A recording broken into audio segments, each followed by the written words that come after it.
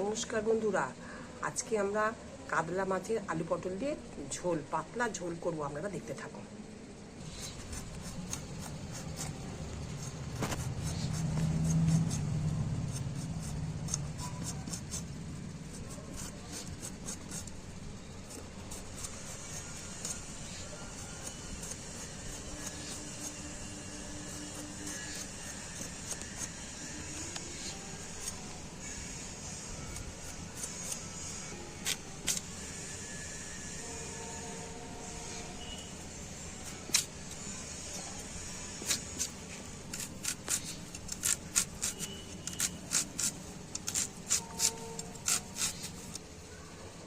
মাছেতে একটু হলুদ আর নুন মাখিয়ে নিচ্ছে।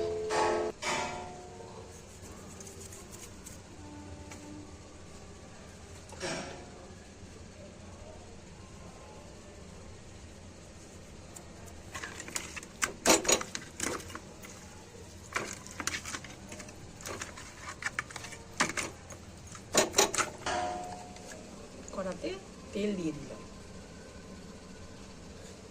অনেকটাই দিলাম। বন্ধুরা, তেল গরম হয়ে গেছে, এবারে মাছগুলো একে একে দেবো।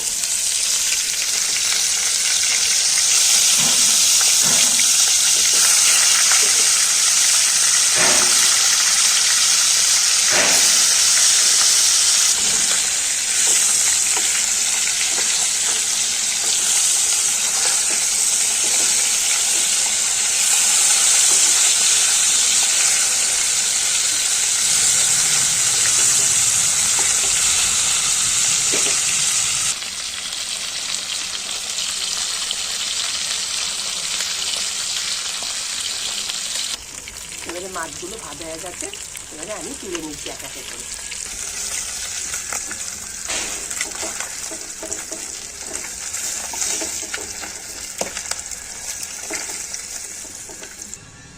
এবারে মাছগুলো ভাজা হয়ে গেছে, এবারে আমি আলুগুলো ভেজে নেব।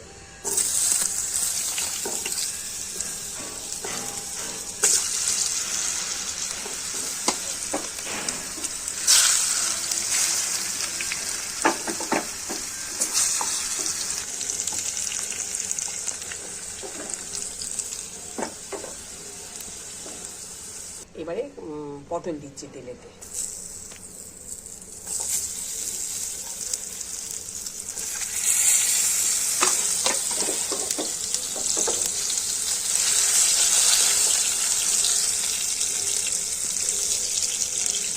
ভাজার সময় একটু নুন দিলাম, পটলে একটু নুন দিলাম।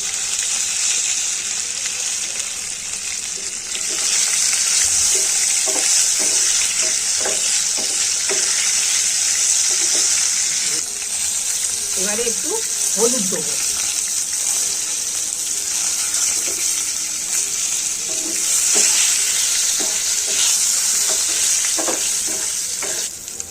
পটলগুলো ভাজা হয়ে গেছে, এবারে পটলগুলো তুলে নেব।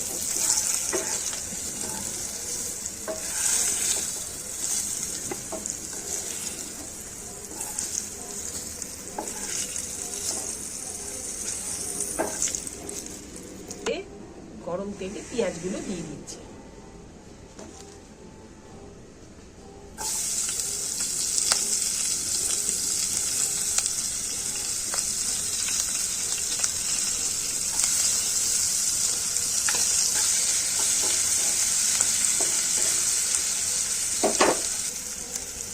এবার টমেটো দিচ্ছি, দিয়ে একটু ভেজে নেব। এবারে হলুদ দিলাম, লঙ্কা গুঁড়ো একটু দিলাম, অল্প করে লঙ্কা গুঁড়ো দিলাম। কাশ্মীরি লঙ্কা গুঁড়োটা আর একটু দিচ্ছি। আগে থাকতে আদা, রসুন, ধনে, জিরে মিক্সিতে আমি বেটে রেখেছি। এবার এটা আমি দিয়ে দেবো।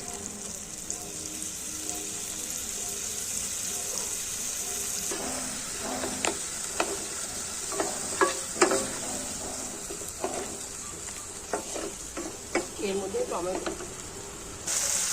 তেলটা তেলটা একটু ছেড়ে গেছে, এবারে পটলগুলো দিয়ে একটু কষে নেব।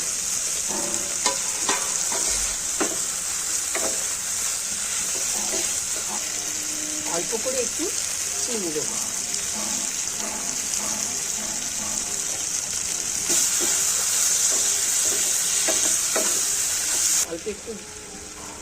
অল্প একটু জল দিলাম, দিয়ে একটু কষে নেব পটলটা আর মশলা।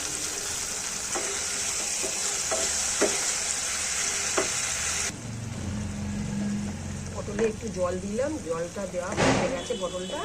এরপর আলুগুলো দিয়ে দিলাম। আলুগুলো দেওয়ার পর এবারে আলুটা আর পটলটা একটু ফুটুক, তারপরে মাছ দিয়ে ঝোলটা করব। এবার চাপাটা খুলে দেখি কতটা সেদ্ধ হয়েছে। খুব ভালো সেদ্ধ হয়ে গেছে। এবারে মাছ দিতে হবে, কিন্তু এই যে এর জলটা কিন্তু এবারে কড়াইতে তেল দিলাম ফোড়ন করার জন্য, একটু বেশি করেই তেল দিয়েছি। শুকনো লঙ্কা দুটো ভেঙে দিয়ে দিলাম। আচ্ছা, একটু পাঁচ ফোড়ন একটু দিয়ে দিলাম। আচ্ছা, তারপরে দুটো তেজপাতা দিয়ে দিলাম। এবারে এগুলো একটু ভালো করে ভেজে নিতে হবে, তেল দিতে হবে। আর একটু তেল দিলাম। এর সাথে একটু রাঁধুনিও দিয়ে দিলাম। এবারে আলু পটলটা ফোড়ন করে নিলাম।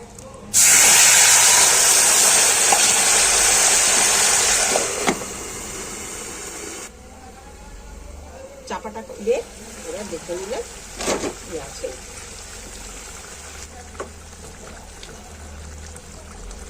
নামাবার সময় একটু গরম মশলা ছড়িয়ে নামিয়ে নিতে হবে।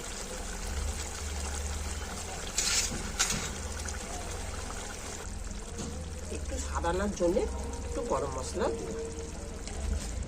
আমাদের আলু পটলের পাতলা মাছের ঝোল আমাদের হয়ে গেল।